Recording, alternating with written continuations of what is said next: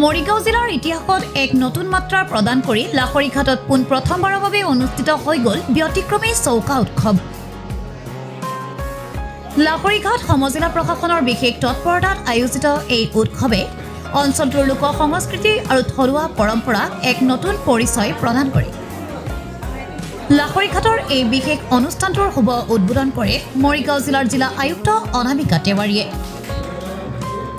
উদ্বোধন কৰি নিজৰ ভাষণত তেওঁ কয়, চৌকা উৎসৱ কেৱল এটা অনুষ্ঠান নহয়, ই আমাৰ সমাজৰ অন্তৰ্নিহিত একতা আৰু থলুৱা সংস্কৃতিৰ প্ৰতিফলন। আমাৰ পৰম্পৰাগত ৰন্ধনশৈলী আৰু গাঁৱলীয়া জীৱনৰ যি শোভা তাক নৱপ্ৰজন্মৰ মাজত জীয়াই ৰখাটো অত্যন্ত প্ৰয়োজনীয়। লাহৰীঘাট সমজিলা প্ৰশাসনে লোৱা এই পদক্ষেপ সঁচাকৈয়ে প্ৰশংসনীয়।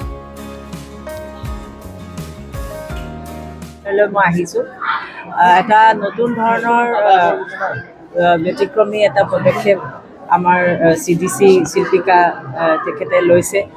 এই গোটেই ইয়াৰে মহিলাখিনিক একগোট কৰি পেলাই এটা নতুন ধৰণৰ এইটো অসমত প্ৰথমবাৰৰ কাৰণে এটা চৌকা উৎসৱ তেওঁ আজি ইয়াতে আয়োজন কৰিছে। এই মহিলাসকলে খুব সুন্দৰভাৱে খুব সেলফ সাষ্টেইনিং ধৰণৰ মডেল এটা লৈ মানে ফ্ৰেণ্ডলি মডেলৰ এটা চৌকা ইয়াতে মানে প্ৰদৰ্শন কৰিছে প্ৰদৰ্শনী আৰু খুব সুন্দৰ হৈছে। আৰু এই চৌকা যিখিনি প্ৰদৰ্শনী কৰা হৈছে ইয়াতে মই দেখিছোঁ যে ইয়াতে এইটো খুব মানে লাভদায়ক হয়। সকলোৱে মই ভাবোঁ এইখিনি চৌকা মানুহে কিনিবলৈ উৎসুক হ'ব। ঠিক তেনেধৰণে এই মহিলাখিনিৰ চেল্ফ এম্পাৱাৰমেণ্ট বা তেওঁলোকৰ যোনটো ফাইনেন্সিয়েল ষ্টেবিলিটি সেইটোৰ ওপৰত লক্ষ্য ৰাখি বাইদেৱে কৰিছে। খুবেই সুন্দৰ পদক্ষেপ, ভাল লাগিছে আহি পেলাই। মহিলাই কিবা ভাল কাম কৰিলে সদায় মনটো ভাল লাগে আৰু তেওঁলোকো বিৰাট উৎসাহী এইটো লৈ পেলাই। সেইকাৰণে সীমা বিশ্বাস বাইদেউ মানে যিহেতু তেওঁ অসমৰ ইমান প্ৰসিদ্ধ এগৰাকী আৰ্টিষ্ট আৰু গোটেই বিশ্ববিখ্যাত তেওঁৰ নাম, বাইদেৱে এই চৌকা উৎসৱ দেখি খুব আগ্ৰহী হৈছিলে ইয়াতে আহিবৰ কাৰণে। আৰু সেইধৰণে ছ'চিয়েল মিডিয়াতো তেওঁ ইয়াৰে যথেষ্টখিনি পাব্লিচিটি কৰিছে। তেওঁ নিজে শুনিছোঁ যে কেইটামান অৰ্ডাৰো কৰিছে। ঠিক তেনেকৈ ময়ো আজি এটা কিনি লৈ যাম বুলি মানে ভাবি পেলাই আহিছোঁ।